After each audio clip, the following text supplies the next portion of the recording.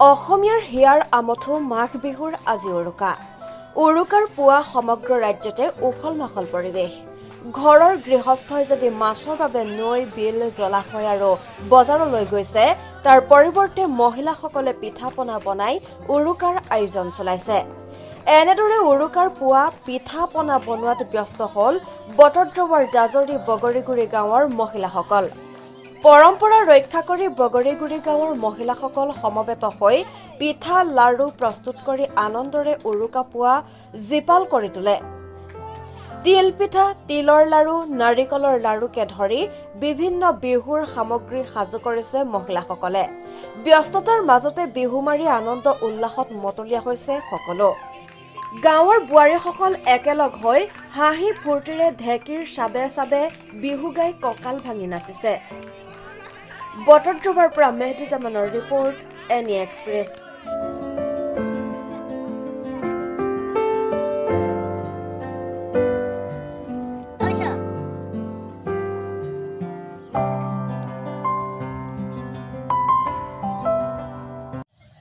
আজি মাঘ বিহুৰ উৰুকা সমগ্ৰ অসমতে আজি উলহ মালহেৰে আমাৰ বাপতি সাহোন ভোগালী বিহুৰ উৰুকাৰ আয়োজন কৰিছে।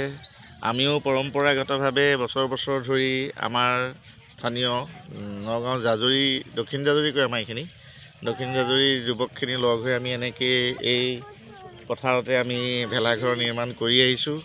এইবাৰো আমি এটা মাছৰ আকৃতিত ভেলাঘৰটো নিৰ্মাণ কৰিছোঁ। প্ৰায় 6 দিনমানত আমাৰ এইটো তৈয়াৰী হৈ উঠিছে, সম্পূৰ্ণ তৈয়াৰী হৈ অৱশ্যে সময় কমিল আৰু অলপ সময় পোৱা আৰু অলপ ভাল হ'লহেঁতেন। আজি গধূলিলৈকে ইয়াতে আপোনাৰ আমাৰ গোটেই ল'ৰালৰিখিনি লগ লাগি এটি প্ৰীতি ভোজৰ আয়োজন কৰিছোঁ। আৰু এনেকেই 2-3 দিন আমাৰ ৰহা 2 মাঘৰ দিনা আমি ইয়াত স্থানীয়ভাৱে প্ৰায়খিনি ৰাইজ লগ লাগি ইয়াতে এটা প্ৰীতি ভোজ আকৌ খাম। তাৰপিছতে আমি ভেলাঘৰটো জ্বলাই দিম।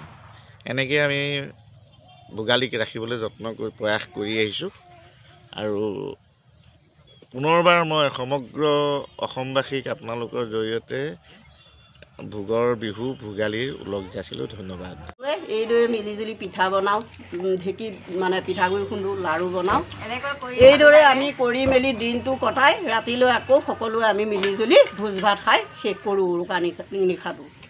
আমি জাজৰি বগৰীগুৰি ৰাইজে ইয়াতে বিহু পিঠা লাড়ু দি জা জলপান কৰি উৰুকা নিশা আমি ভোজ খাম। আৰু ভোজ খাই আমি বিহুৰ